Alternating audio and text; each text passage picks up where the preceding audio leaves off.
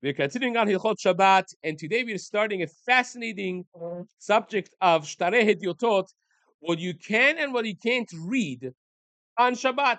Newspapers, magazines, Jewish papers, the signs on the street, the advertisements, business advertisements, Torah advertisements, and recipes and all of that which we find even in the Jewish life and Jewish lifestyle. Which one is prohibited? Which one is discouraged? And what is mutar and what is encouraged? Is the topic shtarei diotot and shtarei chovot v'cheshverot shel mekach umemker. We have a prohibition, a isur of reading shtarei diotot. Now, what does it mean? Shtarei diotot, translated literally, would mean the documents of commoners, which really refers to transactional documents. It's asur to read on Shabbat. Even to look at them without careful study would be a problem, would be asur. But at the same time, included in this is not just the documents that are business documents, but even looking at the prices that you have. You're passing by a store and you want to see the prices of all the merchandise. That by itself is considered the little tag price that you have. It's asur because of shtarei hediotot. וכן בעיתוני כלכלה ומסחר, same would be with the um, paper that talks about business, the newspapers and magazines that talk about food items and um, and business would be asur, and same would be with the news about the bursa, which is the stock market and so on, right? That would be all prohibited. Now, how about if someone sent you a letter, right? A friend sent a letter, you got it right before Shabbat, you want to open it and read it on Shabbat, you don't have no idea what's written in there, right? Says the halacha is that's mutar. But at the same time, don't actually read it out loud. Just look into it. Look, read it with your eyes, scan it through. And if it was brought on Shabbat from outside of the tchum, of course, you have to be careful not to touch it because that would be muktzah until after Shabbat. You won't be able to study to read it until after Shabbat. Now, if you have a wall or a drapery that has on it pictures of different animals and or people, historic things of people, or it has, let's say, it depicts the fight, the war between David and Goliath, even. And beneath the picture, it explains what exactly is the picture is about, and it explains this is on the right is David, on the left is Goliath, and so on and so forth. The Surah by Shabbat, even that is asur to read on Shabbat. This is not considered shtarei yotot, obviously, but it is an offshoot of the gezerah mishum shtarei yotot. Because if you start reading these types of mundane things, then you're going to come to read shtarei yotot. Hence, Chazal and even those reads on Shabbat. Now, how about if you have pictures of Rabbanim, Admorim, Torah figures that beneath it says their name, who it is, and you have nowadays cards, play cards for these things, it's their age and where they were born, and different information about them, which the kids play with. Mutar leistakir ulayim b'ayim b'Shabbat, umutarim b'tizvut. That's mutar. To look at them, it's mutar. To handle them and perhaps have the games for the kids and play with the kids and so on and so forth, that would be mutar. Because again, what Chazal answered is only things of wars and historic things, because the purpose of making it is just history. But if you have the name of the Rav, there's no history attached to it necessarily, just the information about the person, then it's not included in that gezerah. Now, if you have biography books, right, biography of Gedolim and so on, like you have Sifrei Hasin, Sedra Dorot, Shemak Dolim of the Chida, Semach David, all these things. And nowadays you have many, many, many English and Hebrew books written on the biography of different Gdolei Ador. They are considered Sifrei Kodesh, and therefore it's mutar to read them on Shabbat.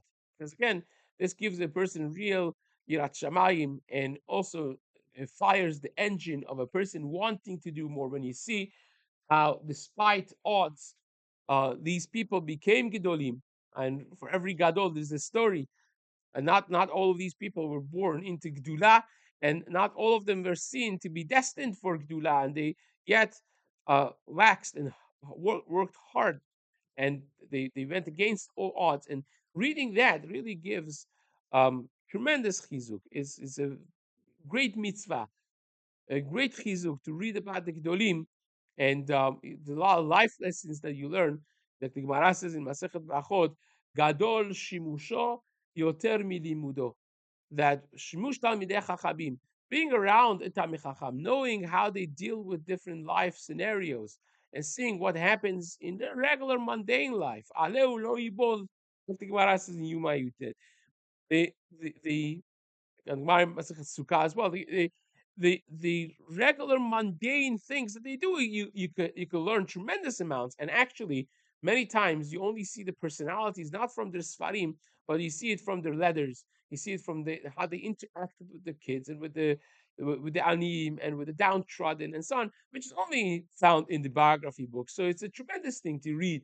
Very much highly encouraged for ourselves, for our children, to make a habit of reading about the Gedolim, and the yearning that a person has for for the Gdula of the Gedolim. That by itself gives a zchut that Hashem should grant a person with children and um son-in-laws and daughter-in-laws like that. Like the Gemara says, on the Rachim Rabbanan, a person that loves Talmidei Chachamim, people that reveres Talmidei Chachamim, HaKadosh Baruch Hu gives them children that are Talmidei Chachamim.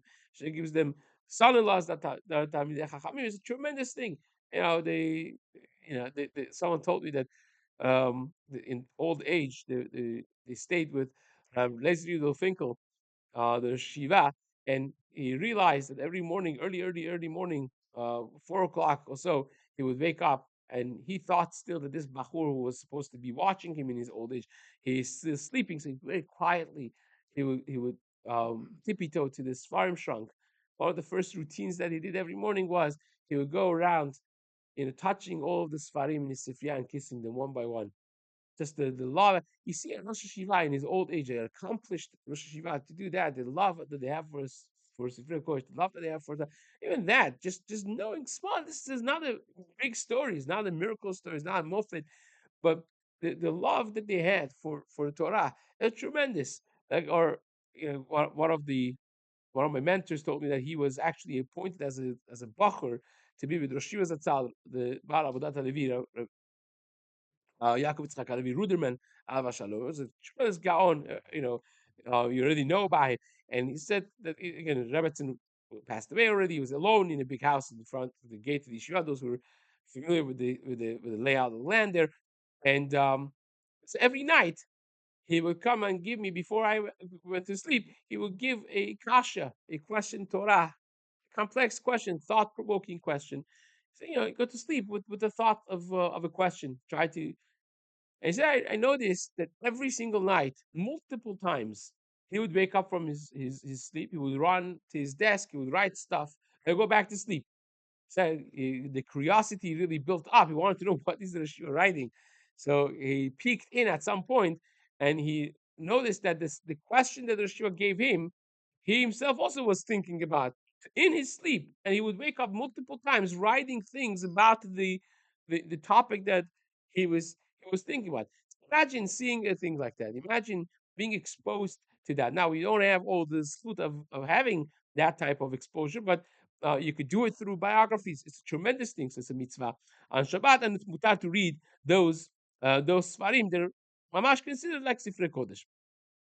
Mutar liktot sifrei kriya, or besifrei sipurei chasidim b'Shabbat. Yeah, you could also read, books that are for Sifrei Kriya, and also stories of Hasidim. You don't have to be worried that maybe you're going to come to write something, to underline, or whatnot. Or to come to erase anything. Because nowadays that we have um, printed svarim, we don't. It's not common that anyone would write or have to erase anything. It's not going to be mistaken with business transactional documents, and therefore it would be mutar because you have hana, you read it as geschmack, and that would be fine as well. Now, about reading novels, right? The novels and romance and so on and so forth, that um, not necessarily reading world history of wars and so on and so forth, שעכשיו אין בהם שום צורך לקריאתם, וכן ספרי היסטוריה של מלכי העמים, and also the history of different kingdoms and so on, אסור לקרוא בהם בשבת. Those are much more restricted. ואף בכל אסור, and not only on Shabbat, but even during the week is not so simple to allow them because it's moshav letzim. It's not really beneficial read. It's not something that is amazing facts and feats and it actually adds to your life. Obviously, if it's something that adds to your life and you need to know it because of the subtotal of your knowledge about important things, that's a different story. But just in romance or novels and so on and so forth, not necessarily, at least for the adults, is not something that is suggested. And so, especially if you have a goyish mindset and thoughts and um, philosophy and hashkafa, the outlook of goyim in it promoted. So then you also have al tifnu el ha'elilim, which means don't turn into the ways of the goyim. And also the Gemara in Masechet Shabbat of Kuf Memtet, Gemara darshins al tifnu el ha'elilim, al tefanu el mitatechem. Don't empty your brains from Hashem. Don't void your mind and your heart from HaKadosh Baruch Hu. So when you start reading things that are, nothing to do with anything and does not add to your Yirat Shemayim, does not add to your Avodat Hashem, does not add to your subtotal of knowledge that you need in life, obviously that would be really a question of Al Tifnu El Ha'elidim, which is again Al Tefanu Kel Midatechem. So it says,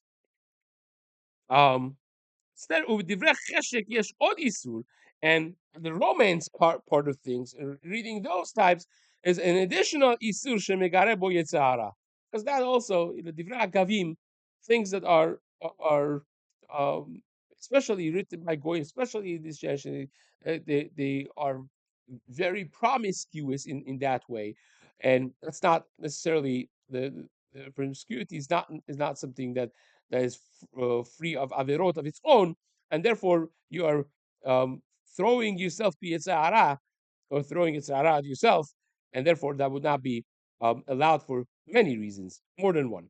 Umishe shechiberam oetikam, and someone that authors these types of books, and someone that copies them, and someone that prints them, all of them are choteu machtir da'avim. All of them are considered negative elements in the community. If it's a time of war, right? Then Nagulakel, the minhag has evolved that people that want to know. It's we just experienced this for Eretz Yisrael. Everyone is really on the edge of their seats to know what's happening for the safety and security of Am Yisrael and so on. So the minhag has evolved already that people read newspapers to just read the news of what's happening, what's going on in the world. And back in the day, it was newspapers. Nowadays is obviously different elements, but still on Shabbat would be mutar to read those chadashot, those news. כי לפעמים יש צורך לדעת את כל מה שנעשה. Sometimes you need to know what's happening in the world. Again, we have experienced this. The level of the security measures that you take in Chutz La'aretz has a lot to do with what's happening in Eretz Yisrael as well, copycats and so on and so forth. So important. ואולי יהיה אפשר להציל דבר על ידי פעולה מסוימת. Sometimes there are things, measures that you take which would be beneficial. Therefore, the minhag has evolved that those are not considered part and parcel of shtarei hediotot. And one last thing, sifrei chochmot וספרי רפואה יש מתירים לקרוא בהם בשבת.